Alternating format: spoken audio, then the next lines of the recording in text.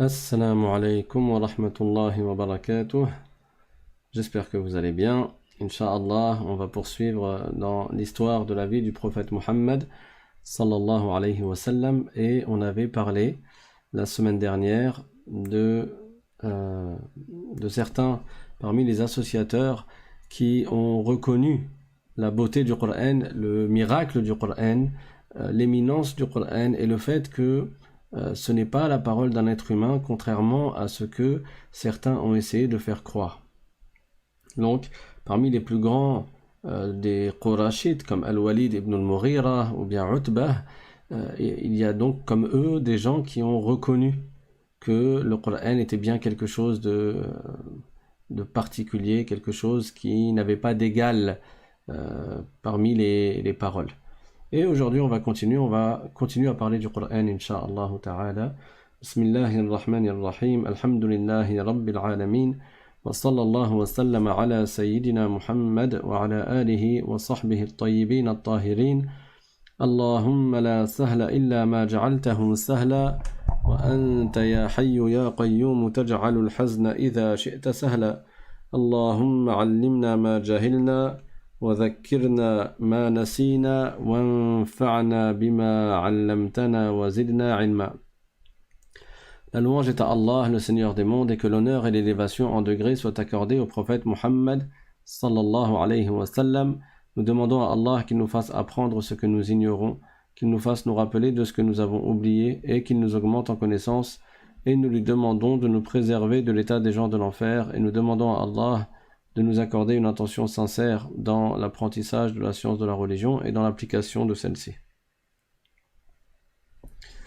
Donc, en ce qui concerne le Coran, il faut savoir qu'il a été un défi à l'égard des associateurs qui ne cessaient de calomnier le prophète sallallahu alayhi wa sallam, et qui un coup disaient c'est de la poésie et Mohammed est un prophète, un coup certains disaient que c'est de la sorcellerie, certains disaient d'autres choses encore, et à la fin, comme on a dit la semaine dernière, ils se sont réunis pour s'accorder à dire la même chose, c'est-à-dire que Mohammed sallallahu alayhi wa sallam ferait de la sorcellerie, du sihr.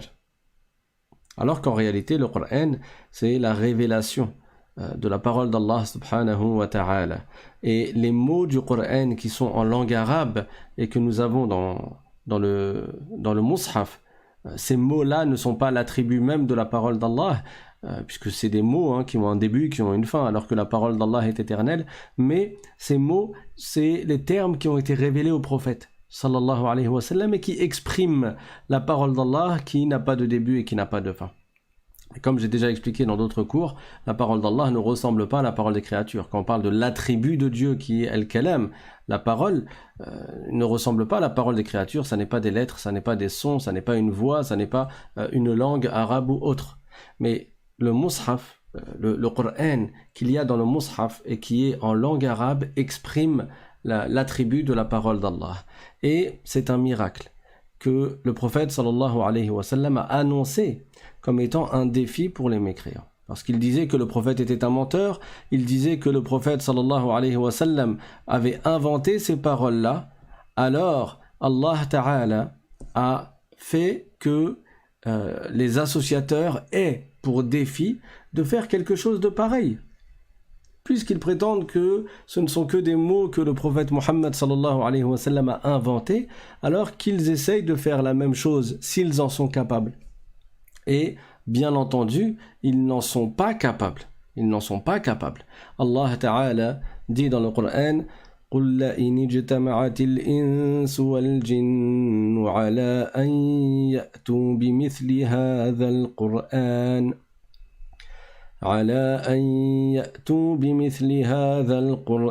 لا يأتون بمثله ولو كان بعضهم لبعض ظهيرا.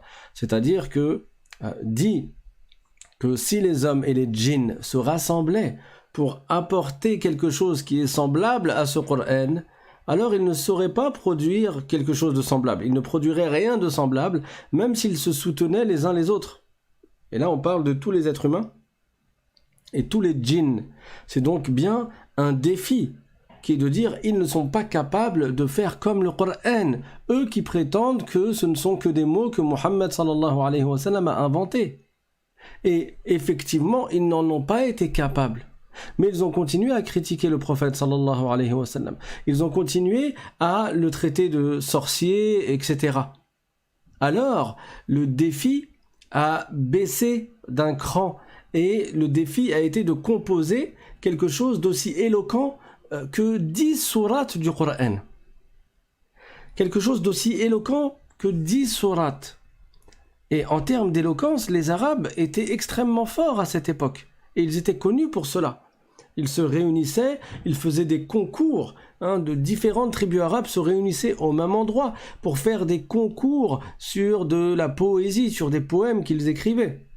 Et les plus beaux des poèmes, les plus forts, les plus éloquents étaient accrochés à la Kaaba. Et ils étaient écrits en lettres d'or et accrochés à la Kaaba. Donc c'était quelque chose par lequel les Arabes se vantaient. Quand ils avaient un poète très fort dans leur tribu, ils s'en vantaient. Et ils ne cessaient de se vanter de leur poésie et de leur éloquence. Et eux qui sont extrêmement éloquents ne sont pas capables de faire comme 10 sourates du Coran, c'est-à-dire 10 chapitres. Il y a 114 sourates dans le Coran, 114 chapitres qui ne sont pas de la même longueur. Souratul Baqarah fait environ 50 pages et la plus courte des sourates, elle fait 3 versets. Inna a'tainaka al-kawthar fasalli li rabbika wanhar inna shani'aka huwal abtar. Donc il aurait été demandé s'ils sont capables, soi-disant, et bien sûr qu'ils ne sont pas capables, d'essayer de produire ne serait-ce que 10 sourates, que l'équivalent de 10 sourates en termes d'éloquence. Ils n'ont pas réussi. Allah dit dans le Coran: أم يقولون افتراه قل فأتوا بعشر سور مثله مفتريات وادعوا من استطعتم من دون الله إن كنتم صادقين. C'est-à-dire, ils disent qu'il l'a inventé, ils disent que Mohammed a inventé le Coran, dit: apportez donc 10 sourates semblables à ceci, que vous aurez inventé, et faites-vous aider par qui vous pourrez, hormis Allah, si vous êtes véridique. Si vous êtes véridique, allez même chercher de l'aide si vous voulez. Et essayez et osez faire comme 10 sourates du Coran. Ils n'ont pas réussi. Mais ils ont continué à mentir au sujet du prophète sallallahu alayhi wa sallam. Et Allah dit dans le Coran: فَإِن لَّمْ يَسْتَجِيبُوا لَكُمْ فَاعْلَمُوا أَنَّمَا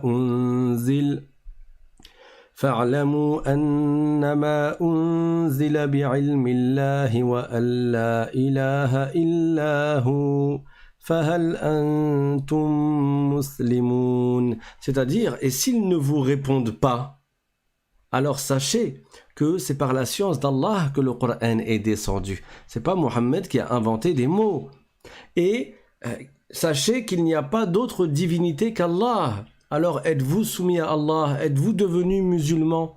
Maintenant que vous avez la preuve du miracle du Coran, que c'est bien une mu'jiza, que c'est quelque chose que l'on ne peut égaler, que l'on ne peut contrecarrer par quelque chose de semblable, ça y est, vous suivez maintenant? Eh bien non, ils ont continué encore, par orgueil et par entêtement, à refuser l'appel à l'islam, à refuser de se soumettre à Allah et de suivre le prophète Mohammed sallallahu alayhi wa sallam, et ils ont encore continué à critiquer. Alors le défi, il est descendu encore d'un cran, et il a été de composer quelque chose qui est aussi éloquent, ne serait-ce qu'une seule sourate du Coran. Même la plus courte sourate du Coran que j'ai citée tout à l'heure, souratul Kawthar. Inna a'tainaka al-kawthar fasalli li rabbika wanhar inna shani'aka huwal abtar. Nous, on s'en rend pas compte de la beauté, de l'éloquence, du caractère intouchable, incomparable. Tu peux pas. C'est pas le même niveau entre l'arabe qu'il y a dans le Coran et entre l'arabe des plus éloquents des arabes. Mais nous, comme nous sommes faibles, nous ne nous rendons pas compte de cela. Mais ceux qui maîtrisaient l'arabe, ils réalisaient. D'où les histoires et les anecdotes que je vous ai racontées la semaine dernière, avec des gens qui étaient très forts en langue arabe et qui, quand ils ont entendu le Coran du prophète sallallahu alayhi wa sallam, ils ont reconnu que ça ne pouvait pas être de la magie, que ça ne pouvait pas être de la poésie, que ça ne pouvait pas être de la voyance ou autre que cela. Et que ce ne sont pas des paroles qui ont été composées par un être humain. Et donc Allah dit dans le Coran Am yaquluna iftarah qul fa'tu bi suratin mithlih. Tout à l'heure c'est bi'ashri suwar. Tout à l'heure c'était 10 sourates, faites comme 10 sourates. Maintenant c'est une sourate. قل فأتوا بسورة مثله وادعوا من استطعتم من دون الله إن كنتم صادقين. Donc c'est quasiment le même verset que tout à l'heure, un verset qui est proche même du point de vue de la composition des mots, mais au lieu qu'il y ait écrit 10 phrases, 10 sourates, au lieu qu'il y ait écrit 10 sourates, il y a écrit une sourate. Allez-y, faites ne serait-ce que comme une sourate et aidez-vous de qui vous voulez. Si vous êtes véridique, qui vous voulez, hormis Allah, si vous êtes véridique. Et Allah dit également وَإِن كُنتُمْ فِي رَيْبٍ مِّمَّا نَزَّلْنَا عَلَى عَبْدِنَا فَأْتُوا بِسُورَةٍ مِّن مِّثْلِهِ وَادْعُوا شُهَدَاءَكُم مِّن دُونِ اللَّهِ إِن كُنتُمْ صَادِقِينَ. C'est-à-dire, et si vous êtes dans le doute au sujet du Coran que nous avons descendu sur notre esclave, alors allez-y, produisez, tâchez donc de produire une sourate semblable et appelez vos témoins, ceux que vous adorez en dehors d'Allah, si vous êtes véridiques. فإن لم تفعلوا ولن تفعلوا فاتقوا النار التي وقودها الناس والحجارة أعدت للكافرين. Et si vous n'y parvenez pas, si vous n'y arrivez pas à faire comme une sourate, et à coup sûr vous n'y parviendrez pas, vous n'y parviendrez jamais, c'est sûr. Donc c'est bien un défi qui est écrit dans le Coran. Si vous n'y arrivez pas, et de toute manière, vous n'y arriverez pas, alors parez-vous contre le feu qui sera alimenté par les hommes et les pierres. Alors, croyez en Allah, entrez en islam et protégez-vous contre le feu de l'enfer qui est réservé aux kafirin, ceux qui ne croient pas, les non-croyants. Et donc, ils n'ont pas réussi à faire comme une sourate du Coran. Preuve que le Coran est un miracle. Et c'est un miracle qui dure jusqu'à aujourd'hui. Allah Ta'ala dit dans le Coran Inna nahnu nazzalna dhikra wa inna lahu lahafidhun. C'est-à-dire nous avons fait descendre le livre du Coran et nous le préservons, nous le protégeons. Allah Ta'ala a protégé le Coran d'être falsifié. Contrairement aux autres livres qui ont été falsifiés, tu ne trouves pas aujourd'hui une Torah authentique, une Taurat telle qu'elle a été révélée au prophète Moïse, Moussa alayhi salam. La prétendue Torah qui existe à notre époque n'est que falsification. Et il en est de même pour l'évangile. Tu ne trouves plus de vrai évangile tel qu'il a été révélé au prophète Jésus, au prophète Isa alayhi salam. Maintenant tu trouves un livre qu'ils ont appelé évangile et qui est bourré qui est truffé de mécréances et de shirk, et dans lequel ils prétendent qu'Allah a des semblables et des associés, un fils, etc. Mais le Coran, Allah a voulu qu'il soit préservé. Même si des gens essayent de le falsifier, tu trouveras toujours le Coran intact, et ce, jusqu'à ce que les derniers musulmans décèdent dans la fin des temps. Dans la fin des temps. Il y a des milliers de musulmans qui connaissent le Coran par cœur, à la lettre près. À la lettre près. Dans différents pays, qu'ils comprennent la langue arabe ou qu'ils ne comprennent pas la langue arabe. Allah Ta'ala a fait qu'il ce soit une facilité, qu'il soit facilité pour qu'il soit appris, pour qu'il puisse être appris. Et apprendre le Coran par cœur, il y a beaucoup de bien et beaucoup de récompenses et beaucoup de bénédictions en cela. Déjà, il sera dit à la personne au jour dernier de réciter ce qu'elle a appris. Et plus elle récitera, à chaque lettre qu'elle récitera, elle sera élevée en degrés. Alors tu veux être comment au jour dernier? Au nombre de ceux qui n'ont pas assez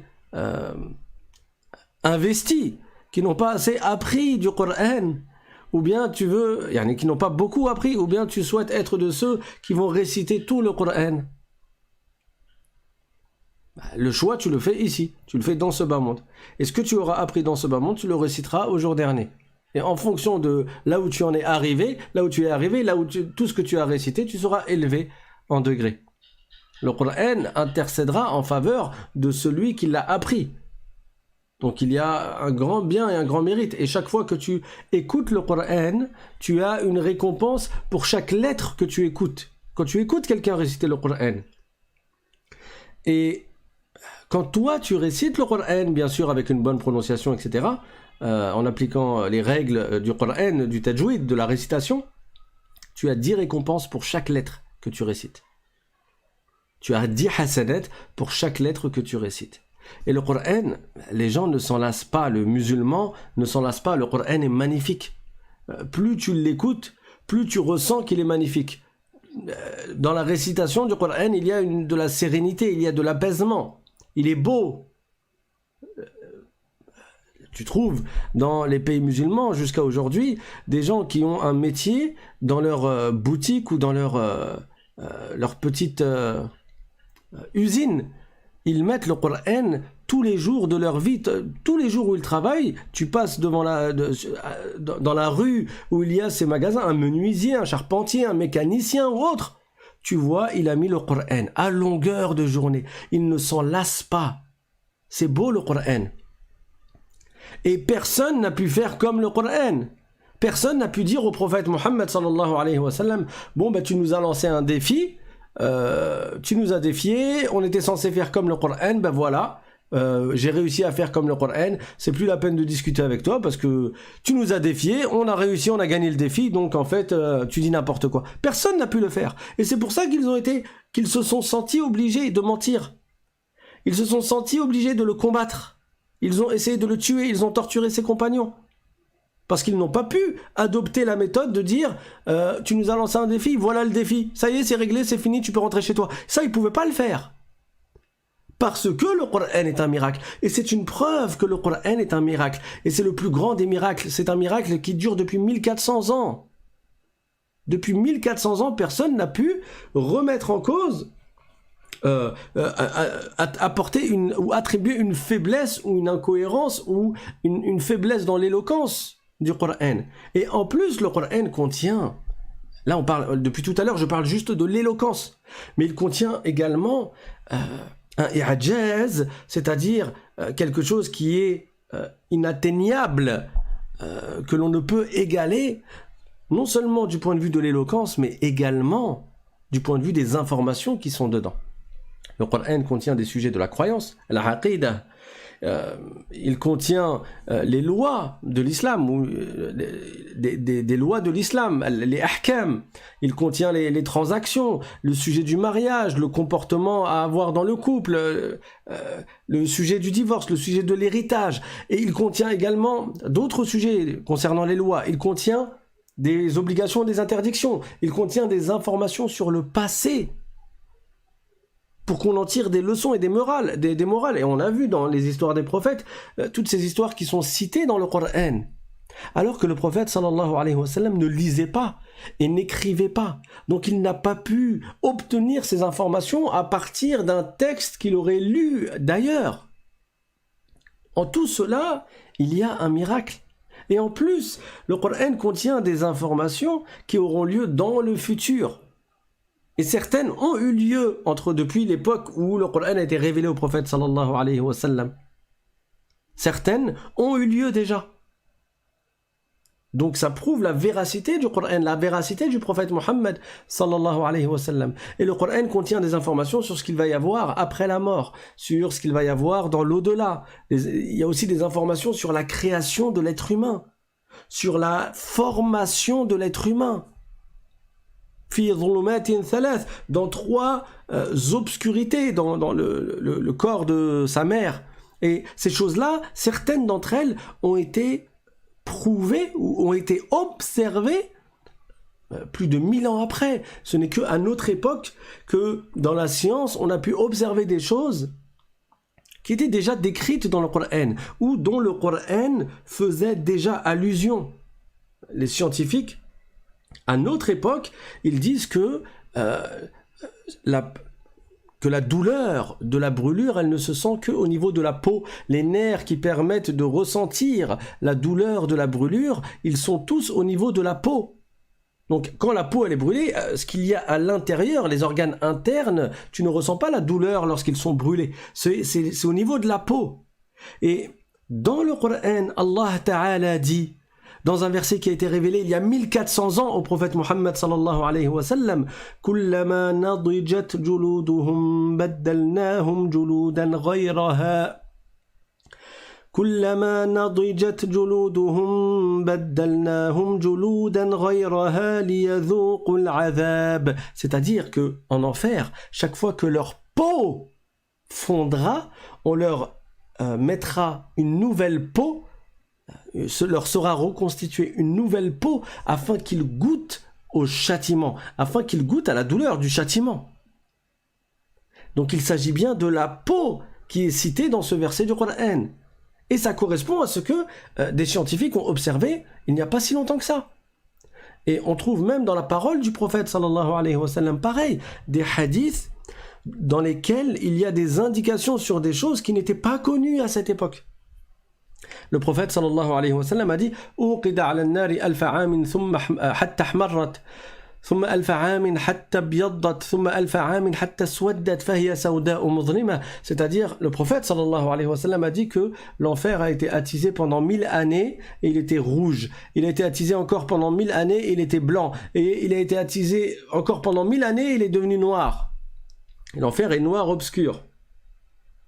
Ce n'est que il y a peu de temps que les scientifiques ont remarqué que à une certaine température le feu il est rouge, mais quand tu montes la température et l'intensité du feu ça devient blanc, et quand tu montes encore ça devient noir.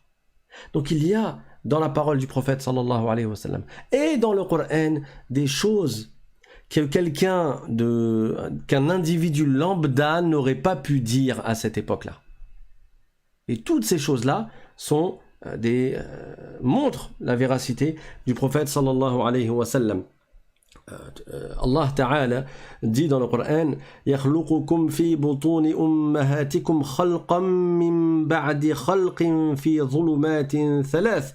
C'est-à-dire qu'Allah Ta'ala vous crée dans les ventres de vos mères et que le processus de la création, de la formation du fœtus se fait par différentes étapes. Et ça a été découvert des centaines et des centaines d'années après. Fi dhulumatin thalath, comme j'ai dit tout à l'heure, dans 3 obscurités. Et ça c'est appuyé par le hadith du prophète sallallahu alayhi wa sallam. Inna ahadakum yujma'u khalquhu fi batni ummihi 40 yawman nutfah, thumma yakunu 'alaqatan mithla dhalik, thumma yakunu mudghatan mithla dhalik. Donc j'avais déjà parlé de ce hadith dans une khutbah qui est, je crois, dans la page d'accueil de la chaîne Islam Simplement. Ouais, c'était bien ça. Et du coup, ce hadith nous indique le processus de formation du fœtus, du bébé dans le ventre de sa mère. Donc il y a ces choses-là, ces indications dans le Coran, et il y en a d'autres encore.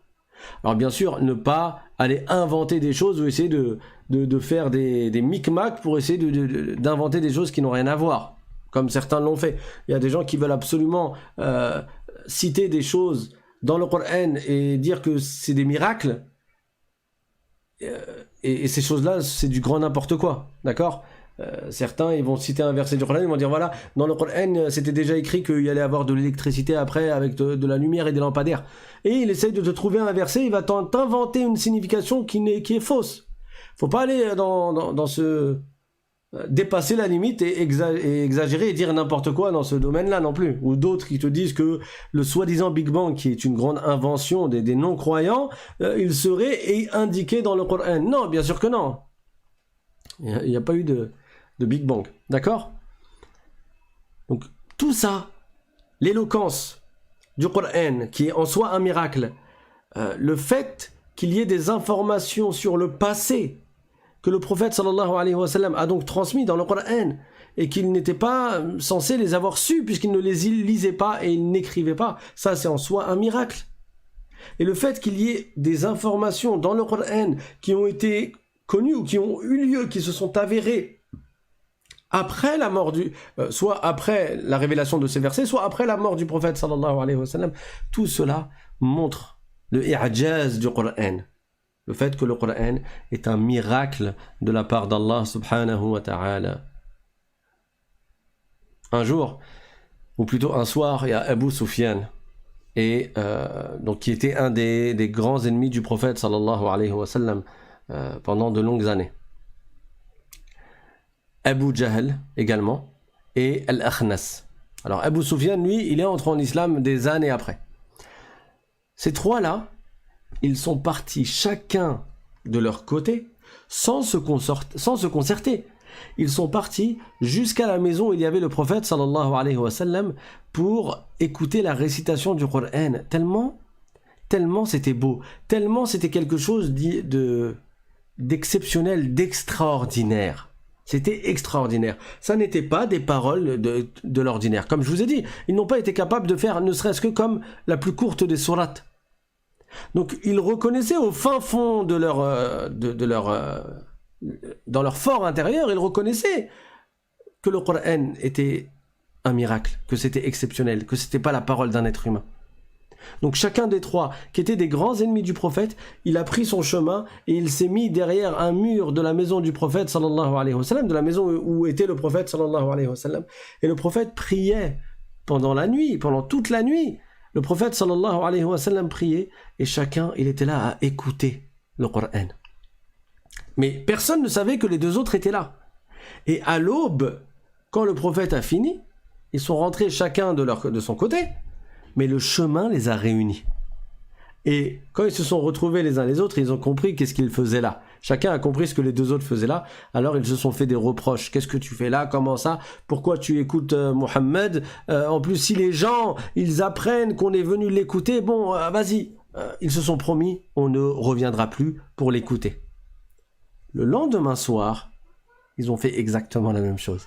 Chacun des trois, Abu Sufyan, Abu Jahl, hein, vous savez, un des pires ennemis du prophète sallallahu alayhi wa sallam. Et Al-Akhnas, pareil, chacun prend son chemin et il va se mettre derrière un mur, il se pose pendant toute la nuit pour écouter le Coran, qu'il critiquait dans la journée, mais pour l'écouter de la bouche du prophète sallallahu alayhi wa sallam.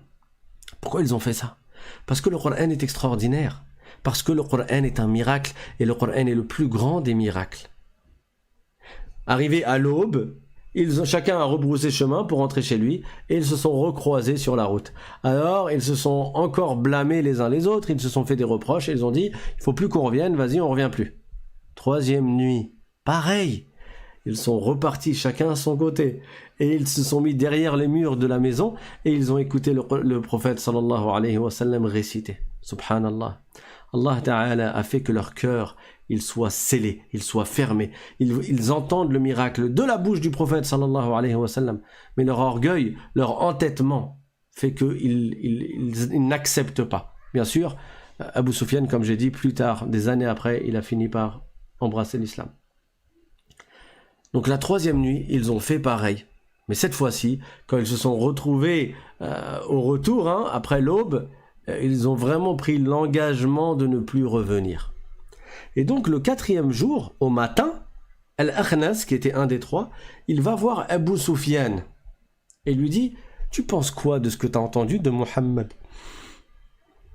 Il lui dit « Tu penses quoi de ce que tu as entendu de Mohammed ?» Et Abu Sufyan, il a dit « J'ai entendu des choses dont j'ai compris la signification. Et j'ai su ce qui était visé par ces choses-là. Et il y a d'autres choses que j'ai entendues et je n'ai pas compris leur signification et je n'ai pas compris qu'est-ce qui était visé par elles. » Al-Akhnas, il lui a dit la même chose pour moi. Pareil. Et après, Al-Akhnas, il est parti voir Abu Jahl. Et il a demandé qu'est-ce que tu penses de ce que tu as entendu de Mohammed. Et là, écoutez bien la réponse de Abu Jahl qui nous donne bien le ton de cet homme-là et le pourquoi de son animosité envers le prophète sallallahu alayhi wa sallam. Il a répondu à Al-Akhnas quand il lui a dit qu'est-ce que tu penses de ce que tu as entendu. Il lui a dit ce que j'ai entendu. Il a dit ce que j'ai entendu. On s'est concurrencé, nous et Abdou Manaf, sur le sharaf, sur l'honneur. Chacun voulait être la tribu la plus glorieuse, le clan le plus glorieux, le plus louable, le plus honorable. Alors ils ont donné à manger aux pauvres et on a donné à manger aux pauvres. Ils ont donné et on a donné. On a même fait la compétition sur les montures pour voir qui parmi nous était les plus rapides. Est-ce que c'est le clan de Abdou Manaf ou bien est-ce que c'est notre clan à nous? Et avec tout ça, toute cette concurrence, cette compétition que l'on fait constamment dans les différents sujets, ils nous disent on a un prophète qui reçoit la révélation. Et nous, quand est-ce qu'on pourra les concurrencer là-dessus? À quel moment on pourra dire on a un prophète? Et là, il a dit par Allah, jamais on ne croira en lui et jamais on ne reconnaîtra sa véracité. C'était donc de l'orgueil. Mais ils reconnaissaient au fond de, comme j'ai dit tout à l'heure, et je trouvais pas les mots, dans leur fort antérieur, ils savaient que le prophète sallallahu alayhi wa sallam était véridique et qu'il était donc le messager d'Allah. Les versets du Coran, ils ont un sens qui est très très riche. Allah Ta'ala dit dans le Coran un verset que l'on récite souvent à la fin des khutbahs, dans le discours du vendredi. Inna Allah ya'muru bil adli wal ihsani wa ita'i dhil qurba wa yanha 'anil fahsha'i wal munkari wal baghi. C'est un verset qu'on entend souvent à la fin des khutbahs. Al-Bayhaqi, il rapporte que Al-Hassan, quand il a récité ce verset, et ce verset, il veut dire quoi déjà? Inna Allah ya'muru bil adli wal ihsani wa ita'i dhil qurba. C'est-à-dire Allah, il commande, il ordonne l'équité, donc la justice, la bienfaisance et l'assistance aux proches parents. Sachant que l'assistance aux proches parents, ça fait partie de la bienfaisance, mais c'est pour montrer l'insistance sur le bien en islam dans le fait d'agir en bien avec les proches parents. Donc, certes, Allah a commandé l'équité, c'est-à-dire la justice, la bienfaisance et l'assistance aux proches parents. Et il vous interdit la turpitude, le blâmable, donc al-fahsha et al-munkar, ce que Allah a interdit, et al-bari et l'injustice. Tout ça dans un verset. Al-Hassan, qu'est-ce qu'il a dit? Il a dit « Inna Allah ta'ala jama'a lakumul khayra kullahu wa sharra kullahu fi ayatin wahida » Il a dit Allah vous a réuni le bien dans sa totalité et le mal dans sa totalité dans un verset, dans une phrase. Un jour, et c'est pour vous montrer l'éloquence du Coran, un bédouin, et les bédouins étaient très connus pour être forts en arabe parce qu'ils ne s'étaient pas mélangés avec différentes tribus ou avec différents peuples. Donc ils avaient gardé la langue arabe dans vraiment son côté pur, quoi, sans aucun mélange et sans aucune faiblesse. Ils avaient la langue arabe originelle, on va dire, de base. Et un des bédouins, il a entendu quelqu'un réciter un verset du Coran. Fasda' bima tu'mar. Nous, on écoute comme ça, on va dire, oui, c'est une phrase. C'est une phrase avec un verbe, un harf jar, etc. Bon, quelques termes, et puis c'est tout. Eh ben non. Ce bédouin, quand il a entendu ce verset, Fasda' bima tu'mar, c'est le verset qui ordonne au prophète sallallahu alayhi wa sallam de propager la révélation qui lui a été transmise. C'est à partir de là que le prophète a fait l'appel au grand jour, comme on l'a vu précédemment. Cet homme, ce bédouin, quand il a entendu ça, il a dit Sajadtu li fasahati hadha al-kalam. Ça veut dire je m'incline devant l'éloquence de cette phrase. Une phrase courte. Il a dit je m'incline devant son éloquence. Parce que eux, ils savent. Eux, c'est les spécialistes de l'éloquence. Eux, c'est les spécialistes de la langue arabe. Donc ils reconnaissent quand quelque chose dépasse le niveau de toute autre poésie, ou de toute poésie, ou de toute éloquence. Une fois, quelqu'un d'autre, il a entendu le verset du Coran فَلَمَّا اسْتَيْأَسُوا مِنْهُ خَلَصُوا نَجِيًّا. Juste ça. فَلَمَّا اسْتَيْأَسُوا مِنْهُ خَلَصُوا نَجِيًّا. Il a dit أَشْهَدُ أَنَّ مَخْلُوقًا لَا يَقْدِرُ عَلَى هَذَا الْكَلَامِ. Il a dit je témoigne qu'une créature n'est pas dans la capacité de dire une telle phrase. Vous allez me dire mais pourtant c'est des mots, c'est des verbes, c'est des compléments, etc. Oui mais même. Oui mais non. c'est des phrases qui sont d'une telle éloquence que le niveau, aussi grand soit-il dans l'éloquence qu'avaient les Arabes de l'époque, et c'était le plus haut niveau dans l'éloquence, l'éloquence du Coran était inatteignable. Un jour, Al-Asma'i, qui était un savant dans la langue arabe, donc lui il était vraiment spécialiste, il est connu, spécialiste dans la langue arabe, il a entendu une femme parler, et il a été époustouflé par son éloquence. Et donc ce savant qui maîtrise la langue arabe, il est choqué de l'éloquence de cette femme, et lui dit « Ma afsahaki », ça veut dire « Qu'est-ce que tu es éloquente ?» Et elle lui a répondu « Est-ce qu'on peut parler d'éloquence après le Coran ? Tu me parles d'éloquence après le Coran, écoute donc ce verset. » Et là, elle a cité un verset dans lequel Allah Ta'ala dit وأوحينا إلى أم موسى أن أرضعيه فإذا خفت عليه فألقيه في اليم ولا تخافي ولا تحزني إنا رادوه إليك وجاعلوه من المرسلين.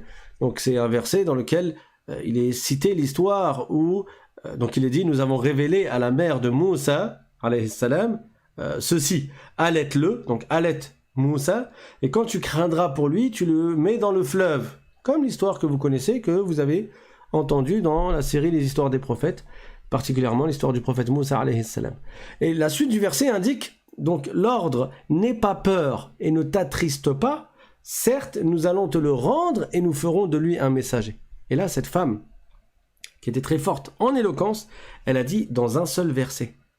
Et bien sûr, dans une phrase qui est fluide, qui est belle, qui n'est pas pauvre en termes de langage soutenu. Non, non, c'est une très belle phrase dans laquelle Allah a réuni 2 ordres, 2 interdictions, 2 informations, 2 bonnes nouvelles.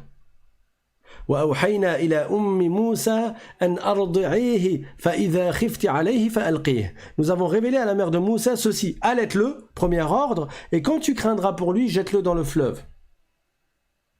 ولا تخافي ولا تحزني. 2 interdictions, n'aie pas peur et ne t'attriste pas. إنا رادوه إليك وجاعلوه من المرسلين. Et là, dans 2 phrases, 2 informations et 2 bonnes nouvelles, certes nous allons te le rendre et nous ferons de lui un messager. Ça montre l'éloquence du Coran. Et c'est pour ça que certains compagnons du prophète sallallahu alayhi wa sallam, ils ont entendu un verset du Coran, ils sont entrés en islam, juste en entendant un verset du Coran. Et c'est pour ça que les associateurs, ils se disaient les uns aux autres, n'écoutez pas le prophète, n'écoutez pas Mohammed réciter le Coran. Parce qu'ils savaient que quand quelqu'un, il écoute la récitation du Coran du prophète sallallahu alayhi wa sallam, même s'il part avec un visage obscur contre le prophète, il revient différent. Il revient différent. Même parmi ses plus grands ennemis, quand ils écoutaient, ils étaient bouche bée. Ils étaient bouche bée. Et les mécréants, les kuffars de Quraysh, ils disaient, n'écoutez pas ce Coran. Allah dit dans le Coran, وقال الذين كفروا لا تسمعوا لهذا القرآن والغوا فيه لعلكم تغلبون. C'est-à-dire que ceux qui ont mécru, ils ont dit, ne prêtez pas l'oreille à ce Coran, ne l'écoutez pas. Et au contraire, faites du bruit pendant sa récitation. Faites du chahut, faites du bruit, quoi. Faites du bruit pour avoir le dessus et pour empêcher que sa récitation elle parvienne à vos oreilles. Et ils ont dit aussi, on a les oreilles bouchées, on est sourd, on veut pas, dans le sens qu'on n'écoute pas et on s'efforce de ne pas écouter ton Coran. وقالوا قلوبنا في أكنة مما تدعونا إليه وفي آذاننا وقر ومن بيننا وبينك حجاب فاعمل إننا عاملون. C'est-à-dire que les kuffars, ils ont dit, donc les mushrikoun, les associateurs, ils ont dit, nos cœurs sont voilés contre ceux à quoi tu nous appelles. Nos cœurs sont fermés, on refuse d'accepter de faire entrer dans notre cœur ce à quoi tu nous appelles et qui est pourtant la vérité.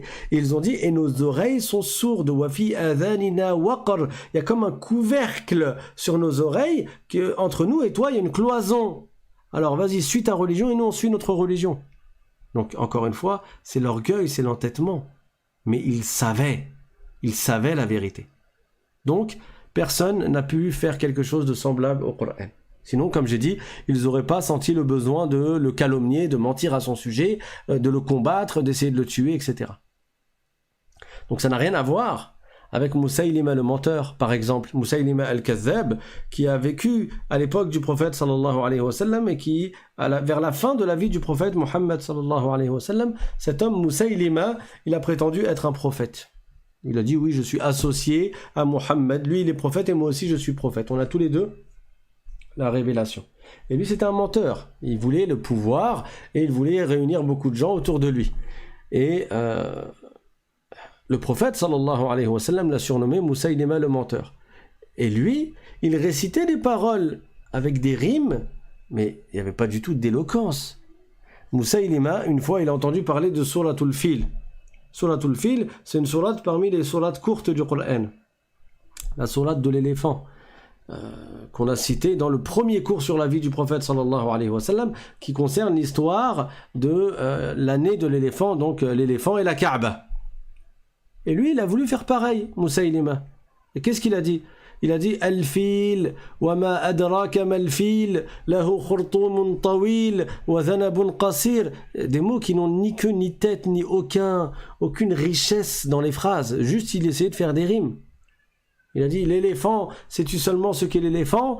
Il a une grande trompe et une petite queue. Voilà.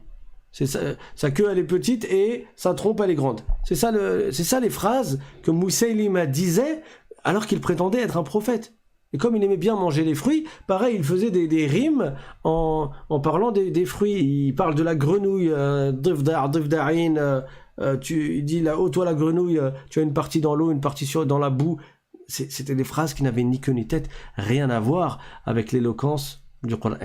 Et au point que c'était tellement ridicule que ceux qui ont suivi Moussaïlima, quand ils se sont repentis par la suite et qu'ils sont revenus à l'islam après la mort du prophète sallallahu alayhi wa sallam, à l'époque du califat d'Abu Bakr radiyallahu anhu, quand on leur demandait de répéter ce que Moussaïlima prétendait être de la révélation, ils avaient honte de répéter aux gens ce que leur récitait Moussaïlima, tellement c'était quelque chose qui était bas. Et Amr ibn al-As, un jour il a rencontré Moussaïlima et il lui a récité son n'importe quoi. Moussaïlima a récité ses paroles inventées. Et ensuite Moussaïlima il lui a dit alors t'en penses quoi? C'est Moussaïlima qui demande à Amr ibn al-As qui était très fort dans la langue arabe. Et Amr, il le connaissait parce que Amr c'était quelqu'un qui faisait du commerce et donc qui voyageait dans les différentes régions. Donc il connaissait depuis le passé Moussaïlima. Et par la suite Amr est entré en islam. Et quand Moussaïlima lui a récité ces paroles inventées alors qu'il prétendait être prophète, il lui a dit qu'est-ce que t'en penses? Et Amr ibn al-As lui a répondu Wallah, tu sais que tu mens. Tu sais que je sais que t'es un menteur. Donc tout ça pour dire que le Coran c'est le plus grand des miracles et il a été révélé au prophète sallallahu alayhi wa sallam dans une période de 23 ans. Donc il est venu Jibril alayhi salam venait au prophète sallallahu alayhi wa sallam lui réciter différents versets du Coran en fonction des situations. Et Jibril alayhi salam, lui, il a pris le Coran de la table préservée par ordre d'Allah. Allah lui a ordonné de descendre le Coran dans une nuit qui était la 24e nuit du mois de Ramadan et il l'a descendu jusqu'à un endroit qui s'appelle Baytul Izzah dans le ciel de ce bas monde, le premier ciel. Et le ciel le plus proche de nous. Donc un endroit qu'on appelle Baytul Izzah. Et à partir de cet endroit, Jibril alayhi salam venait petit à petit réciter au prophète sallallahu alayhi wa sallam. Et les premiers versets du Coran, quels étaient-ils? On l'a déjà vu. Iqra bismi rabbika alladhi khalaq. خلق الإنسان من علق اقرأ وربك الأكرم الذي علم بالقلم علم الإنسان ما لم يعلم. Les 5 premiers versets de Suratul Alaq qu'on a expliqué dans les premiers cours de la série sur la vie du prophète Mohammed sallallahu alayhi wa sallam. Et le Coran, il faut savoir qu'il est composé de 3 sortes de versets. Il y a des versets sur la croyance, il y a des versets, donc al-aqida, le dogme musulman, il y a des versets sur les lois, donc des interdictions, des obligations, des choses à faire, des choses à ne pas faire, et il y a des versets qui concernent des informations sur ce qu'il y a eu dans le passé, des informations sur certaines choses qui auront lieu dans le futur, le jour dernier, le paradis, l'enfer, etc. Les gens qui entreront au paradis, les gens qui entreront en enfer, etc. Et le dernier verset qui a été révélé, après tous ces versets, le dernier verset que le prophète sallallahu alayhi wa sallam a appris, qui lui a été révélé, c'est le verset suivant: وَاتَّقُوا يَوْمًا تُرْجَعُونَ فِيهِ إِلَى اللَّهِ ثُمَّ تُوَفَّى كُلُّ نَفْسٍ مَا كَسَبَتْ وَهُمْ لَا يُظْلَمُونَ. Et ça vient clôturer la révélation du Coran.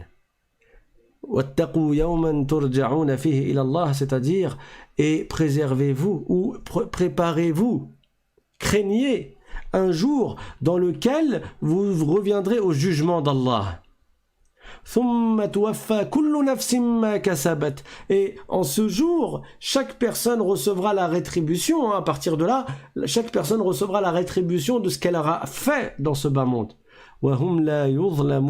Et personne ne subira d'injustice. Personne ne sera lésé. Voilà comme une conclusion, une finalité, après avoir appris tout ce que nous avons appris dans la religion. C'est quoi le dernier verset qui est révélé au prophète sallallahu alayhi wa sallam, après que lui soient révélés tous les versets? C'est le rappel de se préparer pour le jour dernier, le jour de l'exposition des actes, le jour de la rétribution, le jour de la balance sur laquelle seront pesées nos bonnes actions et nos mauvaises actions. Donc préparons-nous pour ce jour-là et tirons des leçons de ces enseignements. On n'apprend pas juste pour apprendre. Il y a un aboutissement à l'apprentissage. La science de la religion, on ne l'apprend pas pour dire « les gars, j'ai appris. Je connais plus que vous. » On n'apprend pas pour dire « moi, je connais ceci, je connais cela. » On n'apprend pas pour avoir comme finalité l'apprentissage. C'est quoi la finalité? C'est de gagner l'agrément d'Allah par l'application de l'islam, par l'obéissance à Allah et à son messager. Et ça passe par l'apprentissage de la science de la religion. Donc, toutes ces histoires et tous ces enseignements, toutes ces leçons, c'est pour nous un moyen d'obtenir l'agrément d'Allah. Ça n'est pas la finalité qui est le fait d'accumuler des connaissances. D'accord? Donc, n'oublions pas cela. Il y a des gens qui ont beaucoup de science et qui finiront en enfer. Parce que leur science, ils ne l'ont pas apprise par recherche de l'agrément d'Allah et ils ne l'ont pas forcément appliquée.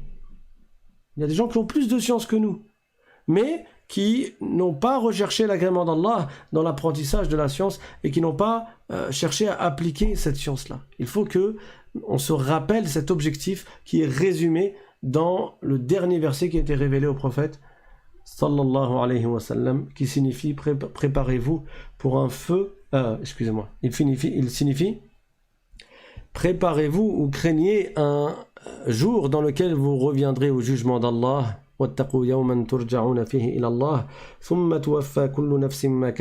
Et ensuite chacun recevra la rétribution, récoltera ce qu'elle a semé, et personne ne sera lésé. Barakallahu fikum. On va s'arrêter là pour aujourd'hui, Inch'Allah. Pour ceux qui sont nouveaux parmi vous, je vous rappelle que vous pouvez vous inscrire pour recevoir les liens des cours quelques minutes avant chaque live par WhatsApp. Et il suffit d'envoyer un mail à l'islam sans apostrophe .simplement@gmail.com. Je rappelle aussi que vous pouvez vous abonner et cliquer sur la cloche pour recevoir directement les notifications par YouTube quand il y a une nouvelle vidéo en live. Barakallahu fikum. Je vais voir s'il y a quelques questions. Et après, on va s'arrêter, Inch'Allah. Alors, je vous recommande, comme d'habitude, de ne pas écrire durant le cours, parce que ça me fait beaucoup de messages à lire après, et aussi parce que vous risquez de vous perturber les uns les autres, et de vous distraire. Au lieu d'écouter le cours, il y en a qui vont se mettre à lire vos questions ou vos messages. Alors il y a quelqu'un qui demande des du'a pour avoir une descendance. Allahu ta'ala yarzuquki dhurriyatan salihah. Allahu yarzuquki dhurriyatan salihah. Ça fait 8 ans que tu es marié et tu n'as toujours pas eu de descendance. Qu'Allah t'accorde une descendance vertueuse. Et il y a un savant qui recommandait pour les gens qui étaient dans cette situation-là de se réveiller dans le dernier tiers de la nuit, donc à peu près 1 heure avant le temps du Fajr, le temps du Subh, et de prier une prière de 2 rak'a et de réciter, de rester sur place, dans ta dernière position assise, après avoir passé le salam, de réciter au moins 3 fois, au moins 300 fois la parole Astaghfirullah ou la parole Rabbi ghfirli, c'est-à-dire la demande de pardon à Allah. Et fais ça régulièrement, toutes les nuits. Inch'Allah, Allah t'accordera. Et bien sûr, à la fin, après l'istighfar, tu fais des invocations.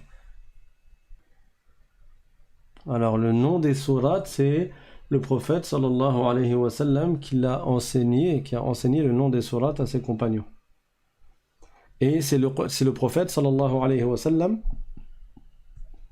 qui a enseigné à ses compagnons l'ordre dans lequel on récite le Coran, parce que comme vous avez pu le constater, dans le Mus'haf, la première sourate c'est la Fatiha, la deuxième c'est Suratul Baqarah, la troisième c'est Ali Imran, etc., etc. Donc ça ne commence pas dans l'ordre dans lequel les versets ont été révélés au prophète. Mais l'ordre dans lequel nous le récitons actuellement, c'est le prophète sallallahu alayhi wa sallam qui par révélation l'a transmis à ses compagnons.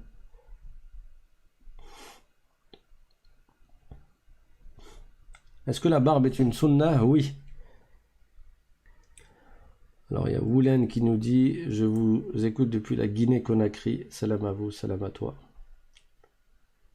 Également. Alors pour tous ceux qui disent « J'adore » pour autre qu'Allah, habituez-vous, même si je sais que vous visez par cela le fait d'aimer beaucoup. Mais habituez-vous à garder ce terme exclusivement pour Allah. Quelqu'un demande, le fait d'être isolé avec une fille qui n'est pas inépousable à jamais, c'est interdit ou bien c'est déconseillé? C'est interdit, c'est un péché. Quelqu'un demande, il y a 25 prophètes cités dans le Coran, donc comment faire pour connaître les 124 000? Ah mais on ne connaît pas les 124 000. Même dans le Coran, il est cité que certaines de leurs histoires sont révélées aux prophètes et d'autres ne lui sont pas révélées. Donc on ne connaît pas les histoires de tous les prophètes. Et en plus, 124 000, c'est ce qu'ont dit certains savants en se basant sur un hadith rapporté par Ibn Hibban. Il y a d'autres savants qui ont considéré ce hadith comme n'étant pas sahih, et donc ils n'ont pas pris en compte le chiffre 124 000. C'est l'avis de certains savants. Alors non, pour la question de Younes l'étranger, le hadith ne dit pas que Dieu rit, comme j'ai expliqué dans le cours précédent. Allah n'est pas concerné par les attributs des créatures et par les attributs des corps. Donc le terme, si tu veux parler de ce hadith, tu le gardes en arabe. Le sens apparent, quand il est dit une parole dont le sens apparent est le rire, en réalité, la signification s'agissant d'Allah, ça peut être la miséricorde, ça peut être l'agrément. Par exemple, le prophète sallallahu alayhi wa sallam a dit une fois à un compagnon qui avait invité un autre compagnon chez lui, qui était l'invité du prophète sallallahu alayhi wa sallam. Donc il l'a invité chez lui, il lui a offert à manger, mais comme il n'avait pas assez à manger, alors il a dit à sa femme, tu vas éteindre la chandelle ou la lanterne en faisant croire que tu es en train de la réparer, pour qu'on soit dans le noir, et lui, il croira qu'on mange avec lui, on va bouger nos mains, mais lui, il mangera tout seul en fait, parce qu'on n'a que pour lui la nourriture, on n'a pas assez pour nous trois. Et c'est ce qu'ils ont fait. Et le lendemain, quand ce compagnon qui a fait cet acte honorable, qui a fait preuve d'altruisme, est retourné voir le prophète sallallahu alayhi wa sallam, le prophète a dit « Dahikallahu min fi'alikuma », c'est-à-dire Allah a agréé ce que vous avez fait. C'est pas Dieu il a rigolé, c'est pas ça le sens. Ou Dieu il a ri, ou Dieu il a souri, non. Allah n'est pas concerné par les attributs des corps, les attributs des créatures. Bon, on va s'arrêter là, incha'Allah. بارك الله فيكم وآخر دعوانا أن الحمد لله رب العالمين وصلى الله وسلم على سيدنا محمد وعلى آله وصحبه الطيبين الطاهرين سبحان ربك رب العزة عما يصفون وسلام على المرسلين والحمد لله رب العالمين والسلام عليكم ورحمة الله وبركاته.